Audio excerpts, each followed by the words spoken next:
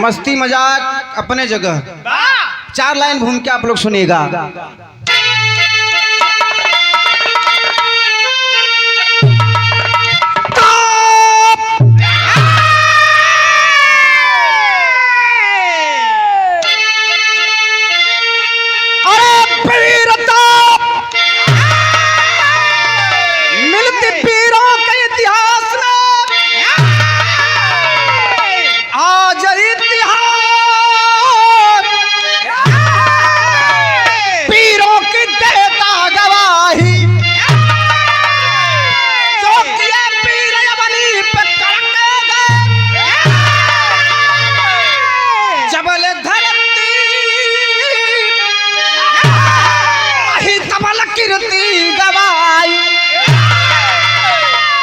क्रांति करके दिलाए है आजादी को,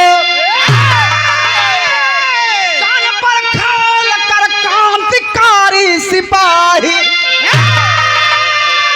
अरे झूरी संग्राम मोरंग की धज्जी उड़ा, चल पड़े हिंद को छोड़ कर बन के राह।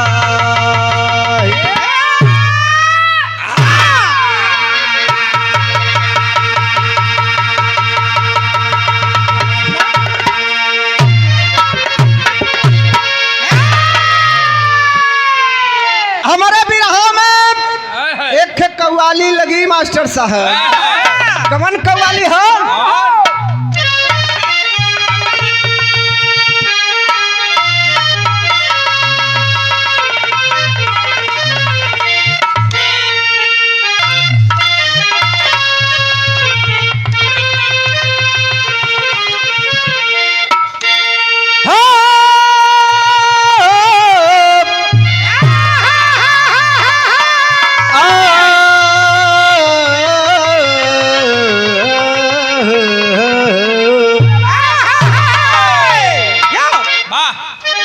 सदगुरु फर्नीचर ब्रजेश यादव। ये हमारे उस्ताद का उस्ताद स्वर्गीय रामदेव गुरु जी अपने जवानी के आलम में बड़ा मठार के गौलन।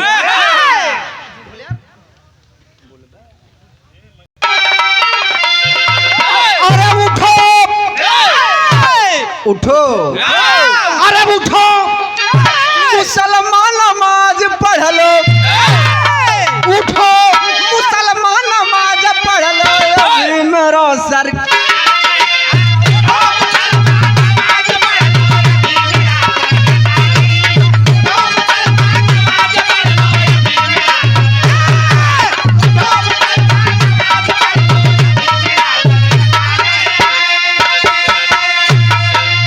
उठो मुसलमान,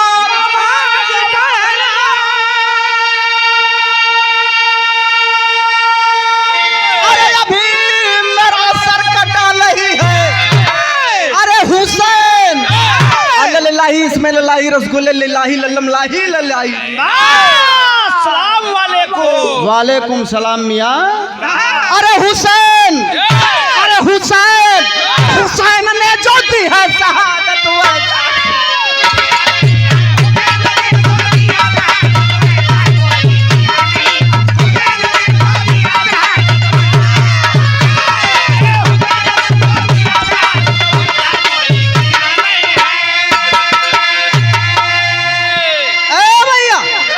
लेकिन का कभी लिखलन का लिखलन।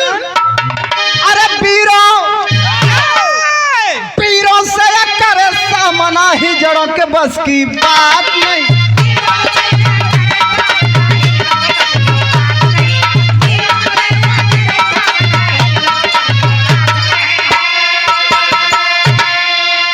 हीरो से करे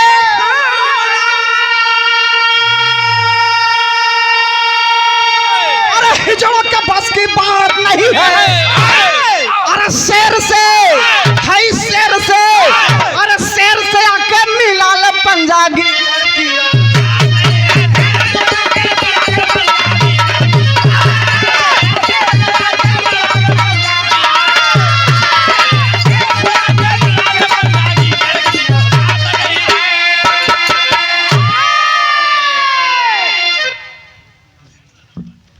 करो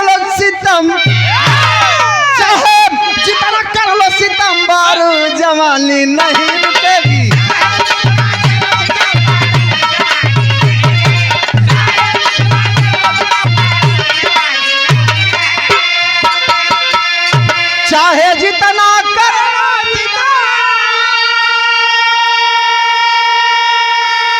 अरे पारू जवानी नहीं रुकेगी। डॉक्टर अशोक यादव जी की तरफ से ये 200 रुपए का पुरस्कार। पारू जवानी नहीं रुकेगी।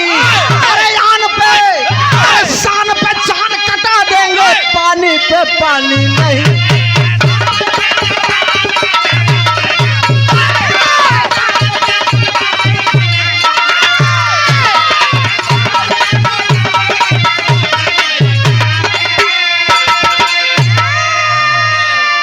आदरणीय आज के मुख्य अतिथि विष्णु यादव के माई बाप भगवान अपर आयुक्त मंडल विंध्याचल मिर्जापुर से डॉक्टर विश्राम यादव जी की तरफ से हजारों हजार रुपए का पुरस्कार मैं चाहूंगा। जोरदार तालियां बजाएंगे आप लोग, जोरदार तालियां बजाएंगे। ए भैया हमारे बिरहा में जौहरी लगे, एक नंबर के जौहरी बा गाँव वाले।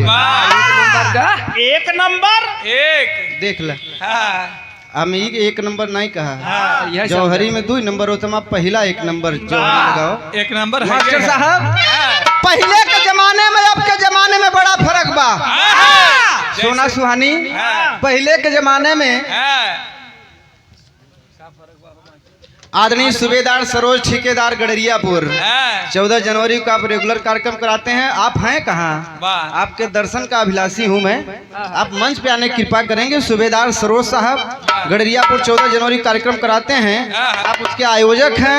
चरण बंदन बा पहले के जमाने में मेहरारू आवे तो बड़ा का मांग फेरा बरियारे सेनूर दे जाने लगा है बदे हमारे पति के उम्र लंबी हो कि हमारे पति की उम्र लंबी हो। आजकल का मेहरारू आवत है सोना सुहानी के दैया हिप्पी कटिंग बार बार कटावत है, ऐसे तिरछा मांग फेर के तनिका के मांग फेरत है, तनिका के सेनहू लगावत है जाने लगा है बदे ना जल्दी मरे हम दूसरे का जाई। हमारे और अंगुरी काहे दिखा है बा तोहरा वैसे ही देत भाई, हमार सीधा देत है यहाँ से लेके यहाँ तक पीछे तक बा वो आज देखा खाली पीछे तक पलट गया रहा। बिरहा बजाओ तक सेनहू ने निकाला बा बजाओ तोहार देखब दूसरे का। मास्टर साहब पहला नंबर जौहरी का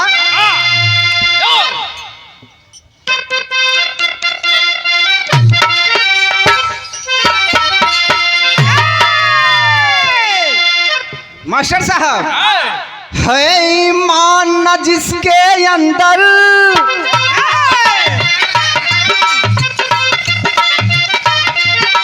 वो इंसान नहीं है,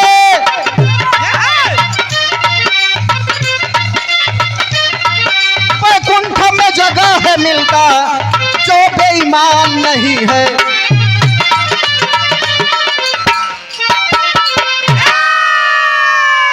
है रोम रोम में जिसके भारत माता बसती है, दुश्मन में याद लगा दे दुश्मन की क्या हस्ती है।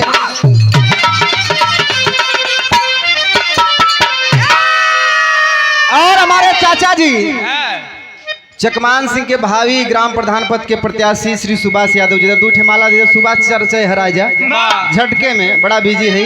चकमान सिंह के भावी ग्राम प्रधान पद के प्रत्याशी हैं। मैं चाहूंगा एक जोर और तालियां बजा के आप लोग उनका स्वागत करेंगे। आपके तरफ से हजारों हजार ओरिजिनल भाव रहे। 2 नंबर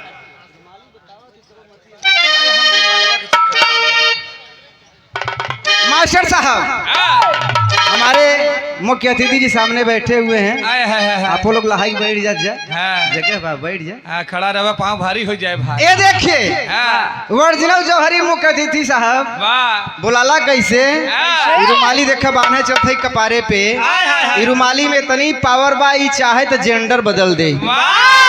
जेंडर जेंडर माने लिंग दा पागल है। देखा यह रुमाली है कि ऐसे लोग रख लें कहीं दा मर्दवा कोनो सामान अगर उठावे कोई कहीं दा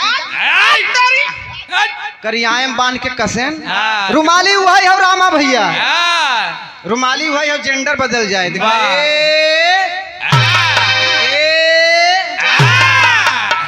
अब तो हम ऐसा लगत है जैसा ही बसंती के बहिन। वाह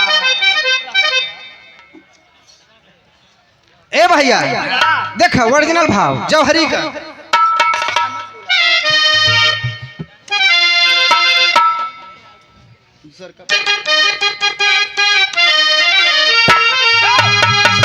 भाव उस समय का है जब हमारा देश गुलाम था, गुलामी की जंजीरों में भारत माँ करा रही थी। यहाँ से 2 किलोमीटर आगे जाएंगे पाली गांव है, पाली बाजार है। आदरणीय श्री रमेश चंद्र दास जोरई के वर्तमान ग्राम प्रधान बाजार है। पाली बाजार में भी भदोही जिले में भी अंग्रेजों का शासन था। पाली बाजार से होली तक अंग्रेज नील की खेती किया करते थे। नील आप लोग जानते हुए जो कपड़वा में पहले दिवाए, किसानों के निजी भूमि में नील का खेती करते थे। किसानों के विरोध करने पर कोड़ा बरसाते थे। वहीं पाली के बगले एक गांव बा परौरपुर। परौरपुर का के यहाँ आई बा क्यों जने बाहा परौरपुर से, परौरपुर से क्यों जने बाहा बाबू समय खड़ा हो गए हैं। परौरपुर से बाबू श्री सुदयाल सिंह का बेटवा जेकर नाम झूरी सिंह। झूरी सिंह के जब पता चलल कि अंग्रेज जबरन कर वसूलने का काम करते हैं तो झूरी सिंह अपने गांव में घूम के कहलन का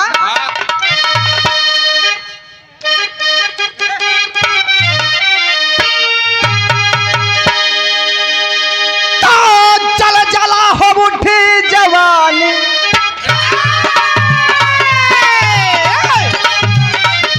सुन करके करुण कहानी, रणभेरी बज उठा है, बहता है लहू बन पानी, करते सिपाही वसूल, ना दे तो तंग करते, मोरंग तंग अंग्रेजवा भदोही को करते थे। एक दिन सिपाही वसूली, पाली में सिपाही आए, झूरी संग्राम तो भाई हरि को मार भगा।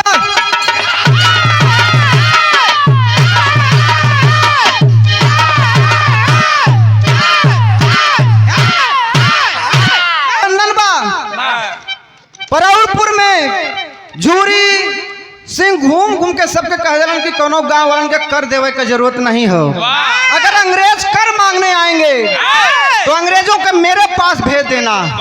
ए भैया भैल का हर साल आपके यहाँ कार्यक्रम होता है कुछ न कुछ, आपके तरफ से चरण बंदन बा। अंग्रेज जब कर मांगे तो गांव वालन करन के अगर कर चाहिए तो चल जा झूरी सिंह के लगे। अंग्रेज लोग ढूंढा ढूंढा झूरी सिंह के जब घरे गए तो झूरी सिंह ऊख पेरत रहे और झूरी सिंह का एक दोस्त रहे जो दोस्त का नाम बताओल गई संग्राम सिंह। अब भाई आप लोग सुन ले होगा कि झूरी संग्राम सगे भाई रहलन, लेकिन रामेश्वर सिंह मंच पे बैठे हुए हैं, झूरी सिंह के नाती हैं। संग्राम सिंह उनके सगे भाई नहीं थे। संग्राम सिंह का घर जौनपुर में था। दोनों जने दोस्ती बड़ा अजीब रहे। कहीं कहो यार अंग्रेजवन के भदोही से भगईबा। संग्राम सिंह कहन के अंग्रेजों को भदोही से ही नहीं बल्कि पूरे हिंदुस्तान से भगाने का काम किया जाएगा। तैयारी बनौलन, अंग्रेज के कर देवे से मना कैलन। झूरी सिंह के लगे जब अंग्रेज झूरी सिंह के हेरत हेरत अलन, झूरी सिंह ऊख लगावत हैं और संग्राम सिंह बरधा हाकत हैं। जब अंग्रेज पहुंचलन तो पूछत हन कि है you excuse me, where is the Jhuri Singh, I want to meet the Jhuri Singh. मतलब समझे अनपढ़ आदमी बा एकर मतलब बताओ। एकर मतलब अंग्रेज पूछा था कि झूरी सिंह कहाँ है। झूरी सिंह संग्राम सिंह कहे सरवा का अंग्रेजी में बोलत कहे हेरता भाई सरवा गरियावा तक कहे वो हेलो किसको ढूंढ रहे हो। कहे वो यू वाज झूरी सिंह। कहे या हमारा झूरी सिंह बताओ का काम बा। कहे आई वांट टू कर, I want to GST, I want to money. Jhuri Singh कहे कर ले बा। वही हतनी मोट ऊख रहे कमिश्नर साहब बिना छोली बिना छोले आप तो आज का ऊख तो चिनिहवा उखी हो गई एकदम पत्थर पत्थर होता पहले खेतनी मोट उखरे कहीं I want money fish take me the money I am the governor of the London वही अंग्रेज लोग कहते हैं व्हाट गोरी सिंह ऊख उठान कहीं ले जब दुद्दू ऊख राजा पड़ल सोना सुहानी जब ऊखी से जब दुद्दू ठीक पड़ा अंग्रेज कहे वो don't push me please leave me this is the very hot this is the very very burning Hindi में और जब पिटाई भइल तो बिरहाम पहला तर्ज लगे मास्टर साहब कि तरे नरियरवा कुबूरी अरे तरे नरियरवा कबारी गुरशो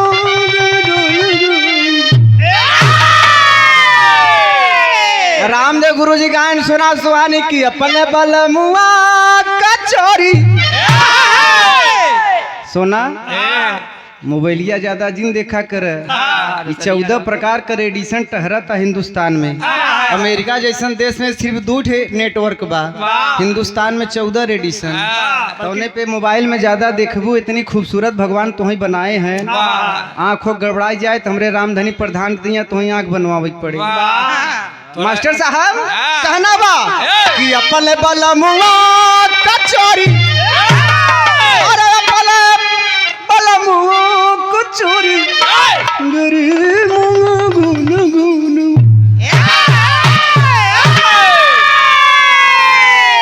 चंद्र प्रकाश यादव पाली के धरती से 8 मार्च को हर साल भी रहा कराते हैं आप दैया के जाने हमारा नंबर लग जाए चरण बंदन बा आपके तरफ से लेकिन भाव पे गौर कीजिएगा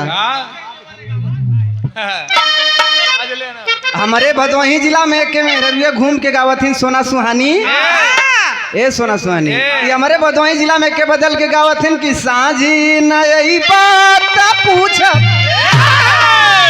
अरे साझी नई बात पूछ तोहार मोह लोढ़ा के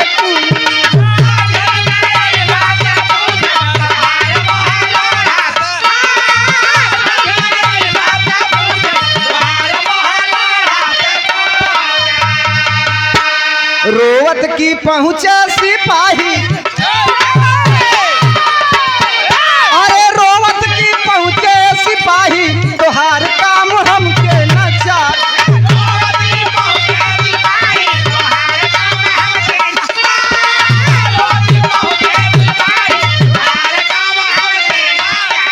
आदरणीय हमारे राहुल यादव जी झूरी संघ से मार खाएं तो पहले ही पाली गोदाम रहे थोड़ा सा चौकी बनाए रहे पाली आप लोग जाए लगभग लेकिन यहाँ से कमिश्नर के पास मिर्जापुर जाते हैं वहाँ के कमिश्नर जॉर्ज टेकर जी थे जॉर्ज टेकर से जा करके अंग्रेज लोग कहते आपकी ड्यूटी नहीं चाहिए कहीं क्या हुआ कहीं ये देखिए झूरी सिंह मारा है अंग्रेज कमिश्नर जॉर्ज टेकर कर है वाओ हु is the open of the watch Jhuri Singh I don't know इसका मतलब समझो कहा था कौने हथियार से मारे हैं कहीं साहब ये तो मैं नहीं जानता लेकिन जहाँ जहाँ चोट लगता है बहुत दर्द करता है वो भी पिछवाड़े पे मारे हैं आदरणीय वार्ड नंबर 13 के भावी जिला पंचायत मास्टर साहब पहला अंतराल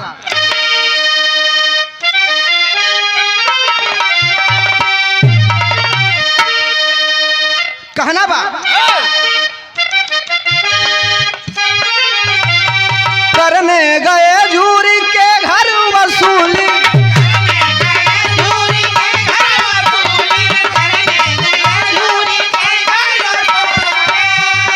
मारा गिरा के बदन गई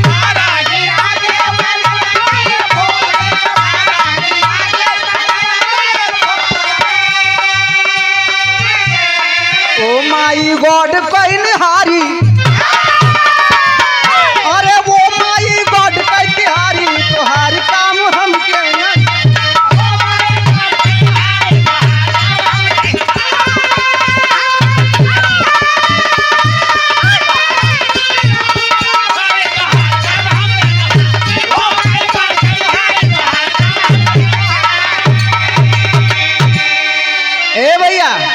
झूरी सिंह जब अंग्रेजन के मरलन तो अंग्रेज जाए के मिर्जापुर में कमिश्नर जाट टेकर से शिकायत रोत हो यार झूरी सिंह कहीं बड़ा दिन हो गया चला गए ससुरारी।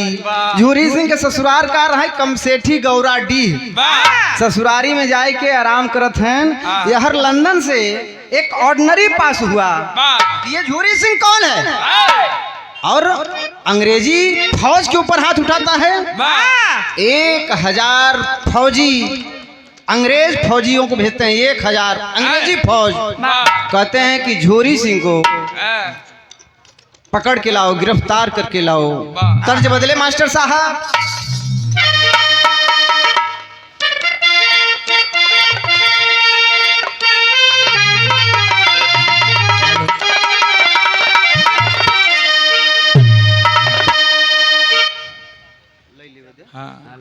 पहले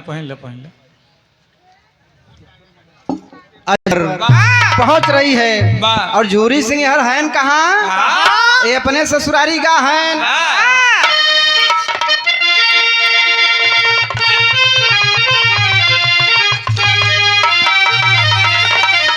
निमिया की डरिया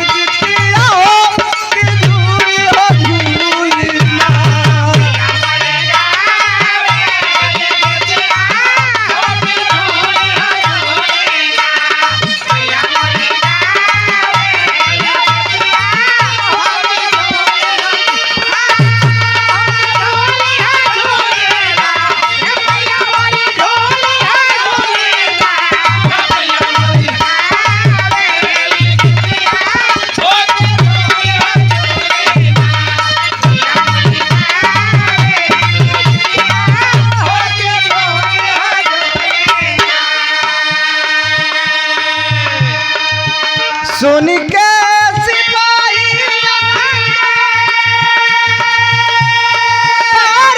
नारू दनवा तनवा थर थर कांपे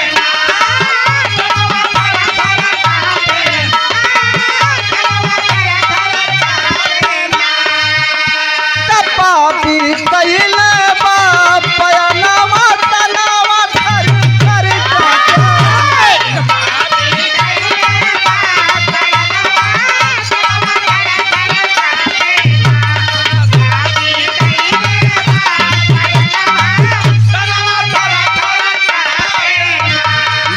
झूरी सिंह के घर को चारों तरफ से घेर लेते हैं। झूरी सिंह है कहाँ? ससुरारी। घर में है कौन? झूरी सिंह के सगे भाई उदवंत सिंह, बड़े भाई दिलीप सिंह और झूरी सिंह के दोस्त संग्राम सिंह।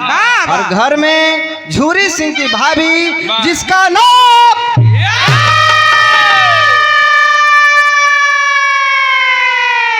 जिसका नाम रत्ना सिंह बताया गया। चारों तरफ से अंग्रेजी फौज झूरी सिंह के घर को घेर लेती है। अंग्रेजी फौज आवाज दे रही क्या? झूरी सिंह अगर माई का दूध पीले हुआ तो आवा मुकाबला कर। अंग्रेजी फौज आ गई आपके दरवाजे पर। आए हाय झूरी सिंह तो नहीं है। उदवंत सिंह तलवार निकाल करके जब बाहर जाने लगती हैं तो रत्ना सिंह उदवंत सिंह की धर्म पत्नी पैर पकड़ के कहती है सैया झूरी सिंह देवर ना हुआ, आप लोग सिर्फ 3 जन हुआ और आपके बाहर 1000 अंग्रेजी फौज खड़ी है। इस समय बाहर जाना ठीक नहीं होगा सैया। उदवंत सिंह कालन की है ठकुराइन, अरे छत्राणी की बिटिया हो, राजपूत की बेटी हो, डर रही हो? राजपूत कुछ भी कर सकता है लेकिन दुश्मनों की ललकार को नहीं बर्दाश्त कर सकता। रत्ना सिंह रो रही हैं, आंखों में आंसू के सैया मत जाइए। कभी कभी औरतों की बात को भी मान लेना चाहिए रमेश्वर सिंह। लेकिन उदवंत सिंह कहता हूँ कि सुना सुनाया ठकुराइन, हमके डेर बाबा जी ने हमारे बात सुना। तर्ज बदले मास्टर।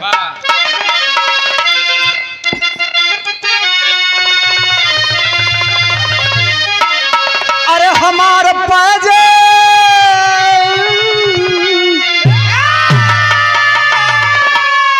अरे हमार पाजे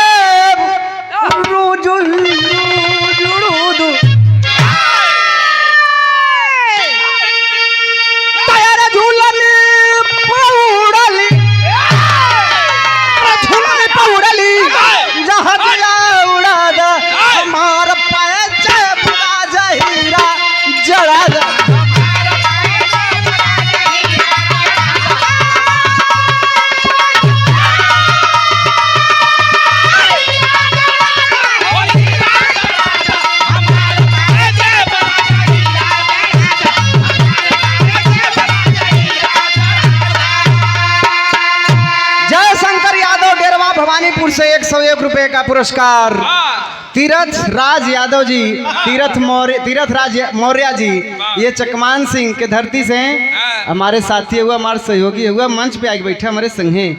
ये तीर्थ राज मौर्य जी की तरफ से 100 रुपया पुरस्कार। कलाकार भी हैं आप सुंदरकांड के उदवन सिंह कहत हुवन के रत्ना सिंह अपने धर्म पत्नी के कि हमारा तेगा ढाल प्रिय दलिया के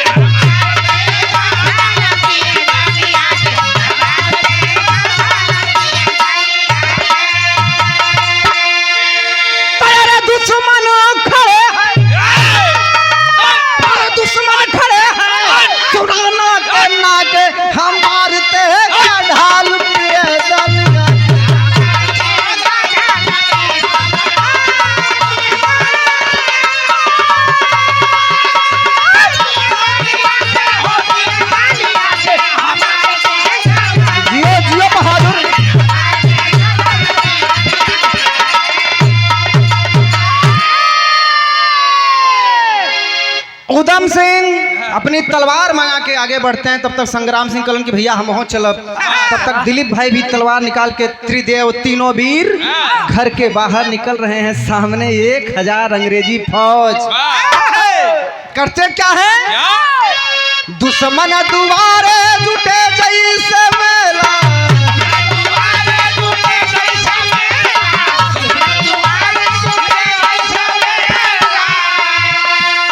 संग्राम दिलीप उदवंत करे खेला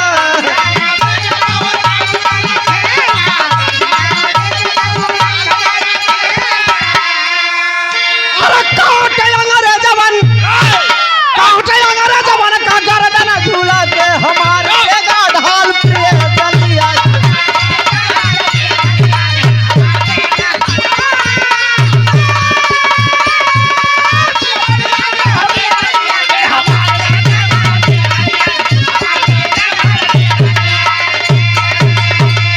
आदरणीय नरेश यादव मोड़ चकजीवरानी के भावी प्रधान मंच पर आने की कृपा करें। अगर चकजीवरानी के भावी प्रधान नरेश यादव जी यहाँ पर मौजूद हैं, मंच पे आने की कृपा करें। 500 रुपये पुरस्कार कन्हैया लाल यादव बाबू जी, जो रही भुसौला के बिरहा अध्यक्ष हमारन का पिता तुल्य।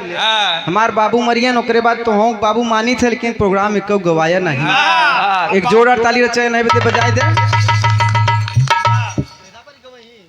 एदा पर अपन उमरिया दे दे थोड़ा सा। बाबू तरफ से 100 रुपया पुरस्कार चणबंदन बा। लल्लन कनौजिया कांवड़ डी से 100 रुपया पुरस्कार चणबंदन बा। ए भैया कहना हो उदवन सिंह, दिलीप सिंह, संग्राम सिंह तीनों बहादुर बाहर निकल के 1000 अंग्रेजी फौज से लड़ रहे हैं। 5 मिनट में तीनों जने लपटिया के मरलन, 500 जने का गर्दन कटा।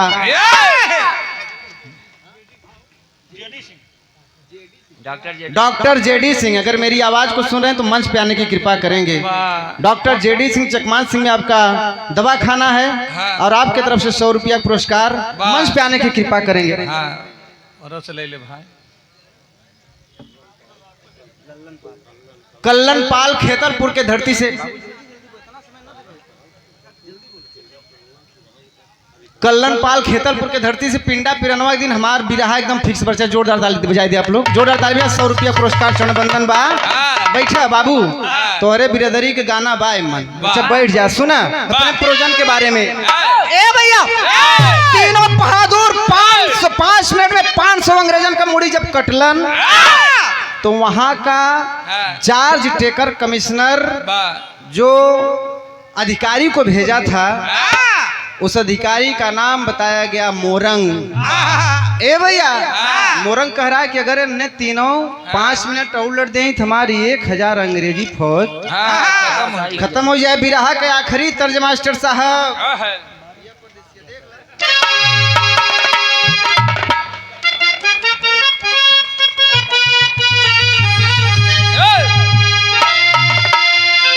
अरे पिया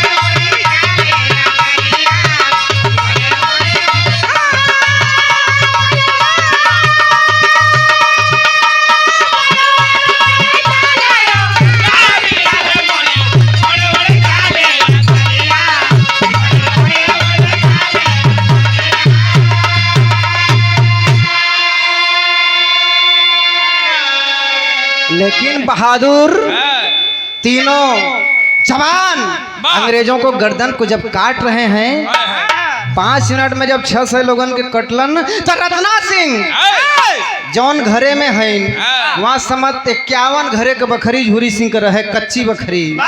ए भैया, रत्ना सिंह वहाँ बकरी के अंदर सोचा था कि बहरे गर्दन कटे का आवाज आवत हो, शोर होत हो, कहीं हमारे सैया उद्वंत सिंह मरात ना हुवन, कहीं हमार दिलीप भैया तो नहीं मरात हुवन, संग्राम सिंह तो नहीं मरात हुवन।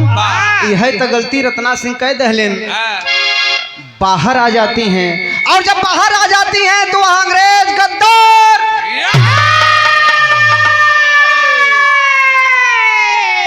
मिलियन रिचर्ड मोर उर्फ मोरंग जब बाहर रत्ना सिंह आती है तो कहते हैं यही मौका है।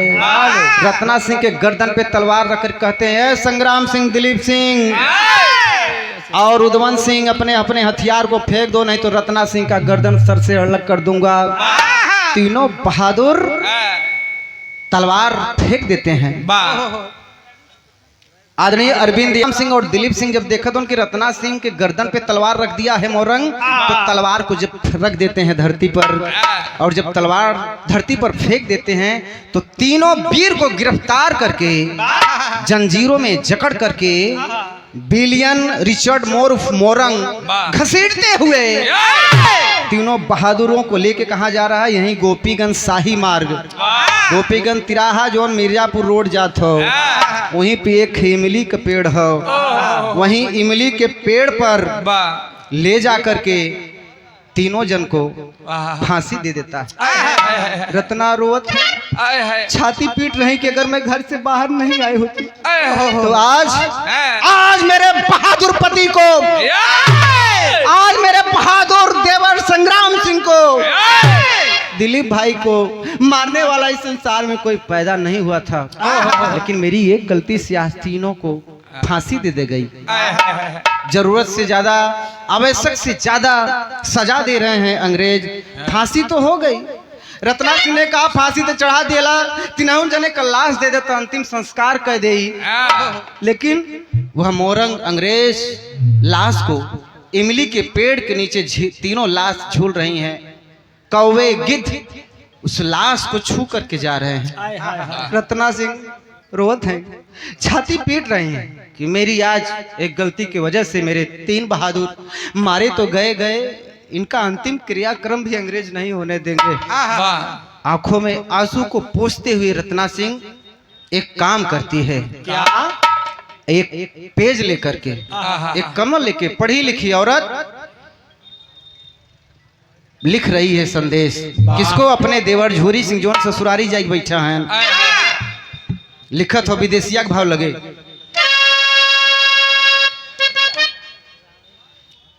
पति का मरना देखी यही बिलख रोवे, अरे मलिक के पेड़ावा में झूले गारा,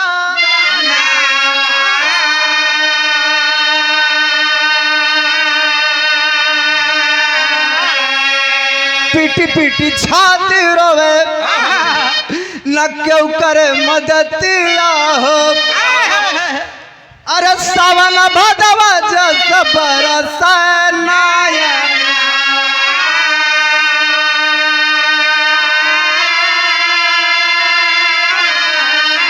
रोई रोई पाती लिखे झूरी सिंह देवरावा के लैली हने वासा ससुरारी में बीरा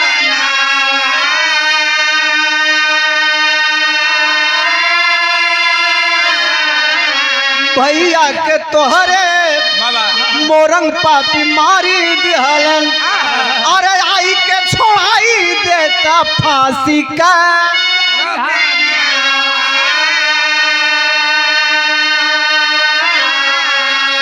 रत्ना सिंह रो रो के एक पत्र लिखी है, लेकिन पत्र झूरी सिंह तक पहुंचे कैसे। जात के एक नाऊ रत्ना सिंह का कहलन के नाऊ बाबू जिंदगी भर हम आप सन का काम कैला। राहुल भाई जल्दी करिए, राहुल जल्दी करके आप लोग बगल हो जाइए। ए भैया जिंदगी भर काम कैला, आज एक आखिरी काम जिंदगी भर ठाकुर ठकुराई के लिए काम कैला। जात का नाऊ हुआ का आज अपने देश बदे एक काम करबा। नाऊ जगनंदन नाऊ बताया गया कहलन की देश के लिए एक काम नहीं 100 काम करूंगा। रानी बता दो क्या काम है। कहीं यह पत्र ले जाके मेरे देवर कम सेठी लोहराडी झूरी सिंह को देना है। नाऊ कब सेठी लोहराडी झूरी सिंह वहां पाए हैं चाठे सढ़ुआइन ससुरारी में उन्हें का पता बा किशनीपोरी फाने ए भैया। तब तक नाऊ यहर लेटर लेके जब पहुंचा तो झूरी सिंह कहला ए नौआ तई कहां रे से कहें बाबू साहब मजाक करने का मौका नहीं है, ये पत्र पढ़ लीजिए आप खुद ब खुद जान जाएंगे।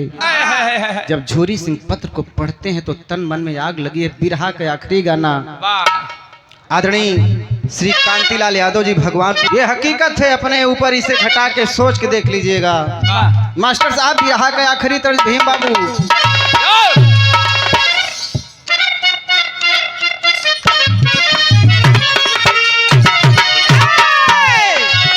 देखिए कमिश्नर साहब आपके सामने गाना तो सूरज को दिया दिखाना है, लेकिन यही गाना के गवैया अपने अपने ढंग से गावे। बुल्लू गुरुजी गावे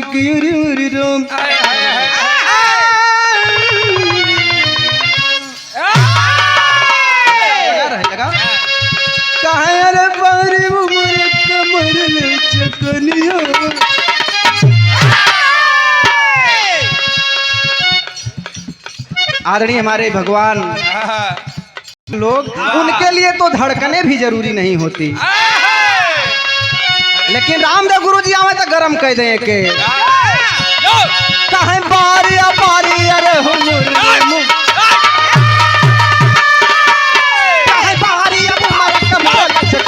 बरिया निकाला निहुर के पनिया बरी का झूला झूलनी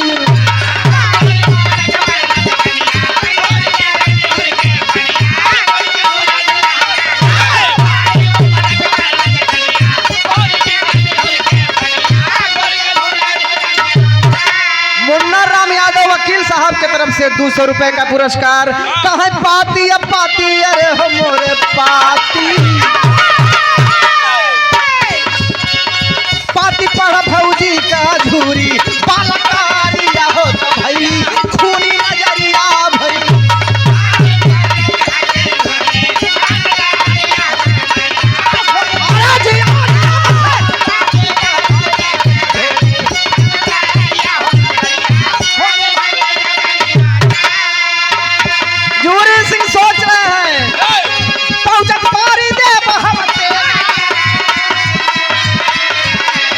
चुरकी पकड़ के काटब घेर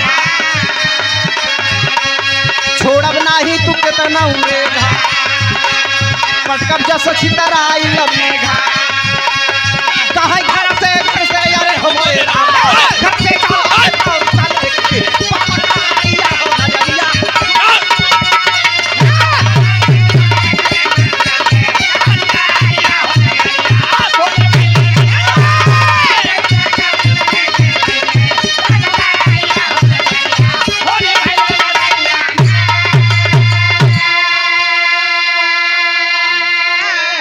जोरी सिंह का मस्ती मजाक सब गायब हो गया। घोड़े पे सवार होके आगे की तरफ बढ़त हो बिरहा में शैली के भाव लगे कि अरे मोरे राम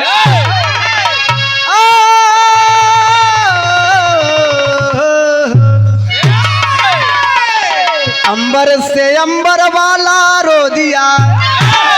बारे हमारे गुरुजी गया कभी जब आपकी कलम चलती है तो समाज को एक संदेश देने का काम करती है। अंबर से अंबर वाला रो दिया, अमनी दहल गई सिंधु से भवके ज्वाला।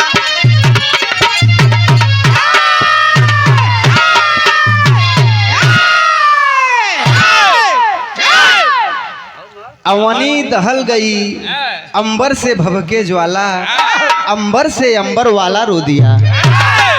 ए भैया जोरी सिंह अब आगे की तरफ बढ़त हूं उनका।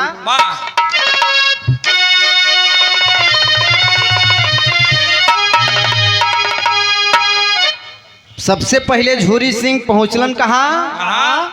जहां पर तीनों जन को फांसी लगी है। कई दिन से संग्राम सिंह, दिलीप सिंह, उधवन सिंह की लाश कई दिन से इमली के पेड़ के नीचे झूल रही है और लाश मांगने पर अंग्रेज प्रताड़ित कर रहे हैं परिवार को। जोरी सिंह तलवार निकाल के जब गोपीगंज तिराहे पे पहुंचलन 500 अंग्रेजियन का मूड़ी कटलन। अंग्रेजन के तो ऐसा काटत हैं 400 अंग्रेज जब बचलन तो पीछे हट जाते हैं, कहते हैं तीनों का लाश दे दा। आखिरकार जोरी सिंह जाके तीनों की लाश को उतार के धरती पे रखते हैं। सबसे पहले संग्राम सिंह को अपने सीने से लगाते हैं। तुम भाई तो नहीं हो, लेकिन भाई से बढ़ के थे। आज देश के लिए आजाद कराने, भारत को आजाद कराने के लिए अपने प्राणों की आहुति आपने दे दी। संग्राम सिंह को गले से लगाए हैं, कहते हैं भाई, भाई भी चला गया, भाई जैसा दोस्त भी चला गया। दिलीप सिंह को गले लगाते हैं, उधवन सिंह को गले लगाते हैं। तीनों जन को घोड़े पे लाद के यहीं रामपुर घाट गोपीगंज में अंतिम क्रियाक्रम करके तब लौटे हैं। कहा अपने भाभी के पास रत्ना रो रही है। रत्ना सिंह कलन की देवर हुआ, अधिकार बात तुम्हारे ऊपर, बेटवा हुआ और सौगंध हो तो है अपने महतारी का, जब तक मोरंग का गर्दन काट के न ले कसम खा रही हूँ, ये बाल को खोल दे रही हूँ, उसके खून से ये बाल धोया जाएगा। अगर माई का दूध पील हुआ तो मोरंग का काट के गर्दन लिए है। ए भैया जोरी सिंह करते हैं क्या? अभी राम पहपट लगी।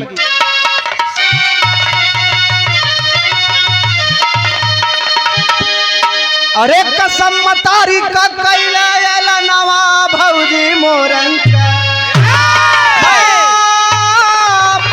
कसम मतारी का भौजी एला नवा भौजी मोरंग काट के गर्दन लाई तोरे समनवा भौजी मोरंग।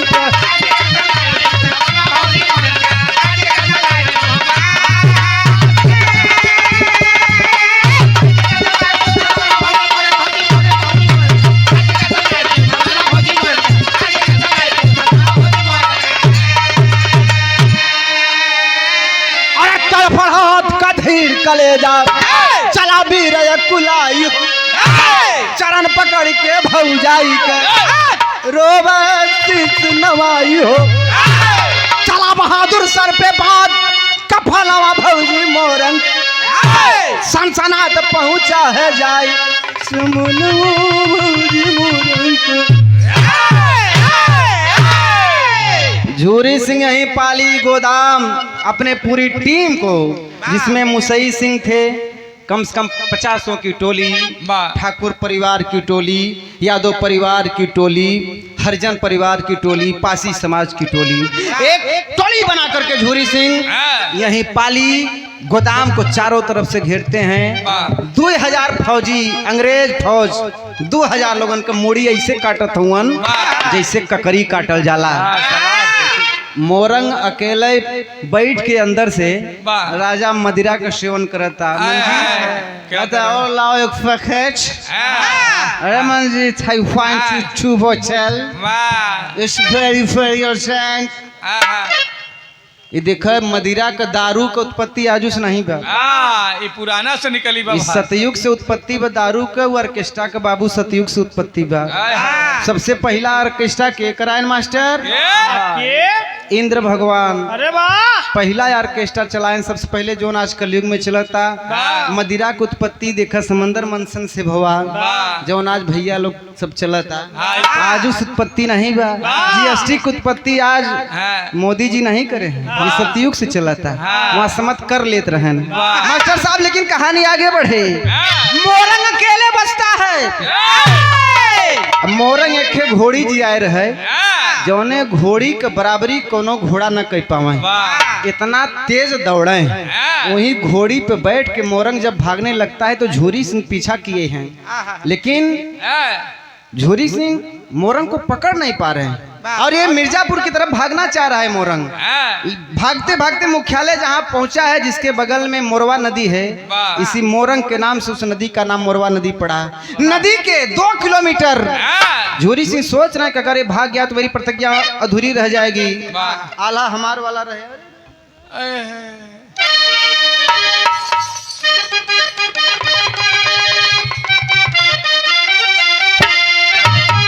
अरे भागा है महल से मोरंग पापी दुश्मनवा भैया।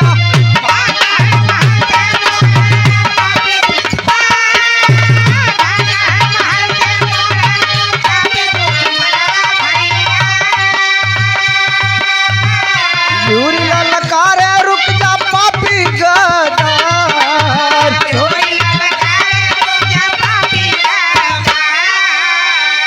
Krishna health care doctor Shiv Kumar Yadav ji रहे, लेकिन घोड़ी इतना तेज बा कि नहरा ऐसे डांक जाता, नदी ऐसे डांक जाता। सोच रहा कि मैं नहीं पकड़ पाऊंगा। देखलन शीतल पाल, वहाँ समत पाल नहीं रहन, वहाँ समत गड़ैया रहन यादव, वहाँ समत अहिर रहन। शीतल पाल चलावत रहन अपा भेड़। झूरी सिंह कहलन कि तो भाग जाएगा। ललकारते हैं कि शीतल पाल अरे संभालो, ये भागने ना पाए। अगर भाग गया तो मेरी प्रतिज्ञा अधूरी रह जाएगी। शीतल बाबू ये हमारे आज के विराट पाल भी अंग्रेजन से लड़ाई लड़त रहन अपन ग्रुप बनाए के। उनकर 16 फुटी के लग्गा जनते ही है, वही लग्गा फंसाएं जब घोड़ी के घोड़े में। हनहनाई के घोड़ी जब गिरी तब पहुंच के झूरी सिंह गर्दनवा ने कटलन राजा, और ले जाके गर्दन अपनी भाभी रत्ना सिंह को देती हैं। रत्ना सिंह एड़ी से मारती हैं गर्दन पे, और नहाना खाना तब चालू करती हैं रत्ना सिंह। इतने नहीं, लंदन से अंग्रेजी फौज हरकत में आ जाती है। लंदन से एक ऑर्डिनरी पास हुआ। ये झूरी सिंह कौन है? इसे जिंदा या मुर्दा गिरफ्तार करो, 10,000 रुपया इनाम दिया जाएगा। वहाँ सम्मत 10,000 मतलब यहाँ सम्मत का 1 करोड़। अब झूरी सिंह घर पे रहना उचित नहीं समझ रहे। देखिए मेन कहानी जो आप लोगों से छुपाई गई मैं बता रहा हूँ। आखिरकार झूरी सिंह अब मिर्जापुर चले गए। मिर्जापुर इनका बहनिया और रहे, इनके बहन का नाम प्रज्ञा सिंह, इनके बहनोई का नाम शैतान सिंह। वहां पे रहने लगे। विरह का भाव बदले।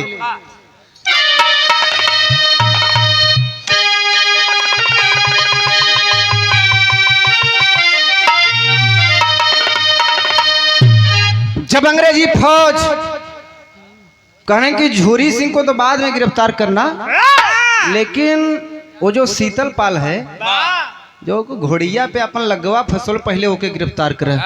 शीतल पाल के घर पे आके गोलियां चलाई जाती है, उनके परिवार को मार दिया जाता है, और शीतल पाल को गिरफ्तार कर लेती है अंग्रेजी पुलिस। गिरफ्तार करके यहीं पाली में आज भी उनके नाती हैं राम सहाय पाल जी, शीतल पाल के नाम से एक विद्यालय चला रहे हैं पाली वाले रोड पे। आप लोग जाएंगे तो देखेंगे। राम सहाय पाल जी आज नहीं आ पाए, इनवाइट उनको दिया गया था। शीतल पाल को गिरफ्तार करके अंग्रेजी फौज मिर्जापुर की तरफ ले जा रही है। और इधर होता क्या है, झूरी सिंह अपने बहन के यहाँ रुकल हुवन, सवेरे खाना खात हुवन। उनकर बहनोई शैतान सिंह सोचत हो कि राजा 1 करोड़ 10,000 बहुत बा, मिल जाए तो खानदान हमारा संवर जाए। जा करके अंग्रेजों से मुखबेरी कर देता है कि हमारे घर में तो बहन झूरी सिंह, बस समय पैसा दे नहीं गिरफ्तार कर। बिरहा में भाव बदले।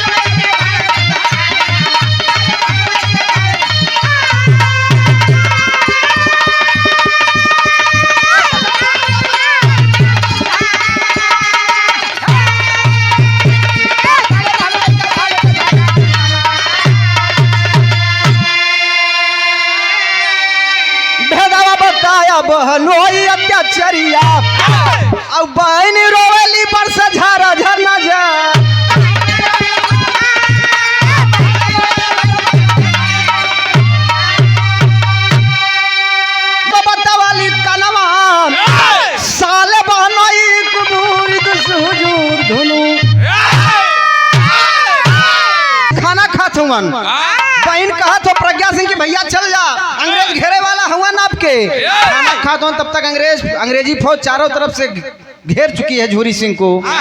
13 अंग्रेज धीरे धीरे अंदर घुसत हुवन। वहाँ समझ पितरी का लोटा रहे, बड़का लोटा, लोटे लोटा झूरी सिंह मारन 13 अंग्रेजन का जान लेहन। लेकिन वहाँ भी खतरा होता है। अंग्रेज जानते थे कि झूरी सिंह अगर सनक गया तो 1000 अंग्रेजी फौज को मार देगा।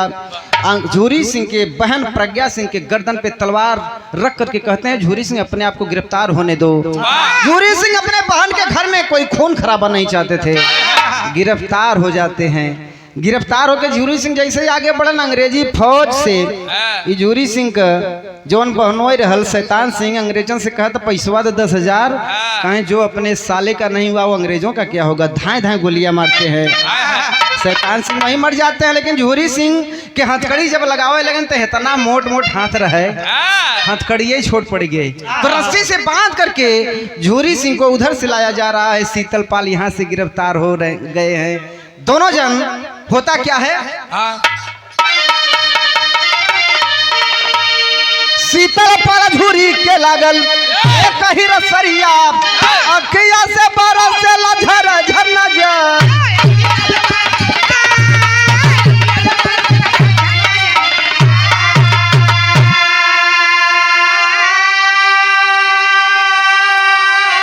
शीतलपाल कहे जाना जाई न जाई सनमा, साले पहनोई कुबूर धुनु।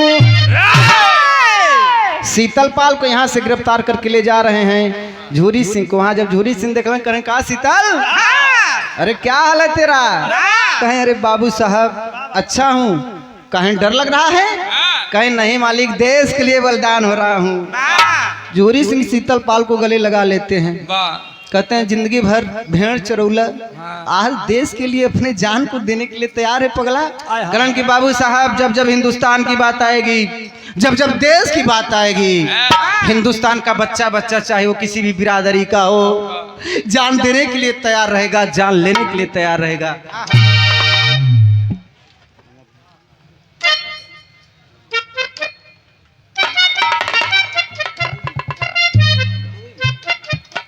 आदरणीय महेश यादव घमापुर के धरती से 300 रुपए का पुरस्कार। रोने लगते हैं झूरी सिंह। शीतलपाल को वहीं गोपीगंज चौराहे पे फांसी दे जाती है। लेकिन झूरी सिंह को डेट फिक्स किया गया कि तुम्हारी फांसी अब नवंबर में दी जाएगी। लेकिन अंग्रेजी फौज डर रही है कि अगर झूरी सिंह को फांसी दे दी गई तो कहीं भदोही वाले, मिर्जापुर वाले, बनारस वाले, इलाहाबाद वाले मेरे खिलाफ रण न छेड़ दें। डर के मारे दिए हुए डेट, फांसी की डेट के 3 दिन पहले झूरी सिंह को ले आकर के मिर्जापुर में ओझला पुल है, ओझला पुल पर झूरी सिंह को फांसी दे दी जाती है, लटका दी जाती है। परिवार, झूरी सिंह के परिवार वाले जब कहते हैं कि झूरी सिंह की लाश को दे दो, अंग्रेज इनकार कर रहे हैं। फांसी कई दिन से लगी है, लाश झूरी सिंह की झूल रही है उजला पुल पर। लेकिन बाहर बहादुर कौआ और गिद्ध भी आज डेरा छुअन झूरी सिंह के शरीर के छुए बदे। उन्होंने हिम्मत नहीं हो कि मुर्दा के भी शरीर के जाके छू ले। जब बात पता चलल झूरी सिंह के बहन प्रज्ञा सिंह के कि भैया के फांसी लगा दी हलन और लाश मांगे पे देत ना हुअन, प्रज्ञा सिंह करती क्या लाइन है,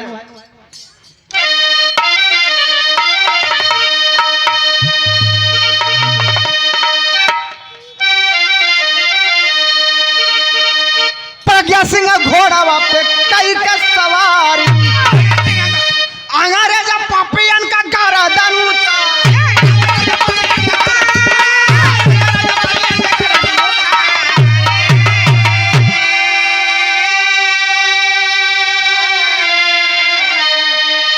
आगे बढ़ रही है। अंग्रेजी फौज 1000 खड़ी है, कह रही कि अरे ये औरत क्या करेगी। लेकिन प्रज्ञा सिंह बारे छत्राणी की बेटी 500 अंग्रेजन के फिर कटलस गर्दन से। अंग्रेज कहते वो very difficult matter, it's very very dangerous women. कह रहे हैं पीछे हट जाओ, पीछे हट जाओ, नहीं तो ये झूरी सिंह के बहन हो भाई।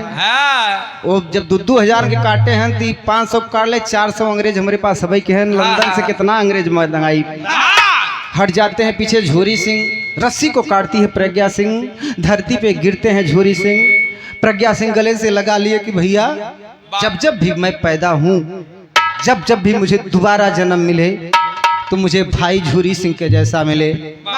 आज देश के लिए, भदोही के लिए अंग्रेजों से लड़ते हुए आप चले गए, लेकिन भैया जा रहे हो, लेकिन एक आखिरी इच्छा है। झूरी सिंह के कलाई पर ओढ़नी निकाल के ओढ़नी फाड़ती है प्रज्ञा सिंह, और कलाई को घुमा करके राखी बांधती है। कहती भैया एक बात हमार सुन ले, जब जब जन्म हो बनी हमारा भाई,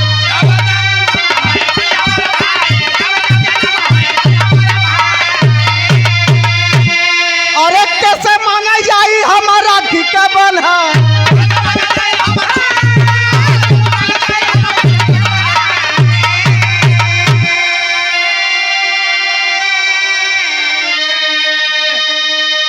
राखी हाथों में बांधकर झूरी सिंह इस देश से अलविदा हो चुके थे। ले जाकर यहीं मिर्जापुर घाट पे झूरी सिंह का अंतिम संस्कार। तब तक भदोही वाले भी, मिर्जापुर वाले भी, उधर बनारस और इलाहाबाद के लोग भी झूरी सिंह का नारा लगाते हुए जब आगे बढ़े तो अंग्रेजी फौज भाग खड़ी हुई।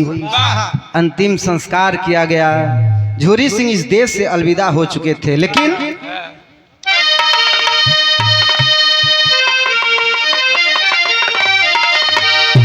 झूरी सिंह तो चले गए, देश आजाद हुआ। वादा किया गया कि ज्ञानपुर से दुर्गागंज जाने वाली मार्ग का नाम बदल के शहीद झूरी सिंह मार्ग रखा जाएगा, जो अभी तक नहीं हुआ। झूरी सिंह के स्मारक का शिलान्यास तो हो गया, लेकिन आज तक उसे पर्यटन स्थल का दर्जा नहीं दिया गया। मैं मांग करता हूं कि आज झूरी सिंह के परिवार, शीतलपाल का परिवार आज भी शहादत भरी जिंदगी जी रहा है। राष्ट्रीय दर्जा, क्रांतिकारी दर्जा उन्हें आज भी उनके परिवार को नहीं मिला। मिलना चाहिए। समय कम है, कोई राजनीतिक मंच नहीं है, लेकिन कहना चाहता हूं कि गर्व है मुझे अपने जिला पर कि झूरी सिंह जैसे बहादुर इस धरती पर पैदा हुए, जिनके खून का एक एक कतरा इस मिट्टी में मिली हुई है। आखिरी भाव। और झूरी सिंह के प्रपुत्र रामेश्वर सिंह जी इस मंच पर बैठे हैं। मैं चाहूंगा एक बार आप खड़े हो जाइए फिर से, और एक जोरदार ताली आप लोग बजाएंगे हमारे रामेश्वर सिंह जी के लिए। गर्व के पूर्वज इस देश के लिए अपने खानदान की आहुति दिए। कहना हो छाप में।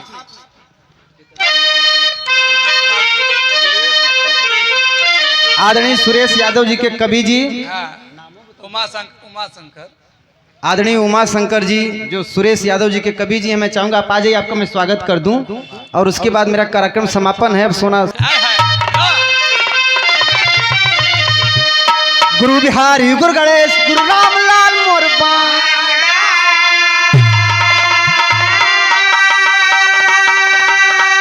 सर्वोच्च चंद्रिका कवि बच्चन कवि जय पताका।